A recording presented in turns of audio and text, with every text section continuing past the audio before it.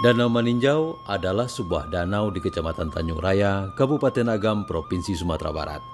Danau ini terletak 140 km arah utara Kota Padang atau 36 km dari Bukit Tinggi dan berjarak 27 km dari Lubuk Basung, ibu kota Kabupaten Agam. Danau Maninjau merupakan danau vulkanik yang berada di ketinggian 461,50 meter di atas permukaan laut. Danau Maninjau merupakan sebuah kaldera dari letusan gunung besar gunung api. Kaldera tersebut berbentuk karena letusan gunung api stratokomposit yang berkembang di zona tektonik sistem sesar besar Sumatera yang bernama Gunung Sitinjau. Hal ini dapat terlihat dari bentuk bukit sekeliling danau yang menyerupai seperti dinding kaldera Danau Maninjau. Kaldera Danau Maninjau ini seluas 34,5 km kali 12 km. Ditempati oleh sebuah danau yang berukuran 8 kali 16,5 km atau 132 km persegi.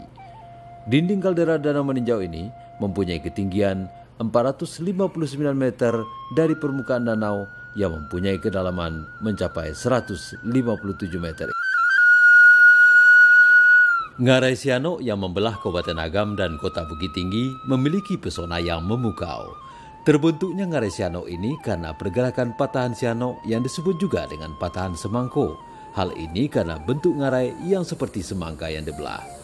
Ngarai Siano sendiri memiliki jurang yang cukup dalam, yaitu sekitar 100 meter yang membentang dari Nagari Koto Gadang sampai Kecamatan Palupuh atau sepanjang 15 km dengan lebar ngarai seluas 200 meter. Menurut masyarakat setempat, nama Ngarai Siano diberikan karena adanya aliran sungai yang bernama Batang Siano.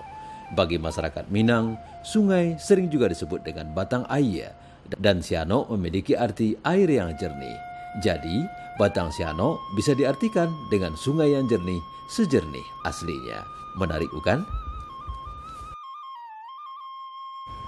Di samping Danau Maninjau dan Ngarai Siano, Agam masih punya satu lagi taman bumi atau geopark, yakni Danau Tarusan Kamang yang terletak di Jorong Babuki dan Jorong Halalang, Nagari Kamang Mudia, Kecamatan Kamang Mage atau 14 km dari Kota Bukit Tinggi.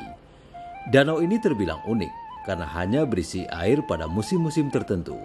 Sewaktu-waktu terlihat begitu luas, tetapi dalam waktu yang tidak bisa diperkirakan, danau ini bisa berubah menjadi hamparan padang rumput hijau. Saat menjadi danau, di bagian tengahnya ada semacam tumpukan tanah yang tidak dibenami air, yang oleh masyarakat setempat disebut Padang Loto. Air Danau Tarusan Kamang ini tidak berasal dari aliran sungai. Menurut keterangan para ahli dan masyarakat setempat, danau tersebut mengalami pasang surut karena ada air yang muncul dari celah-celah batu.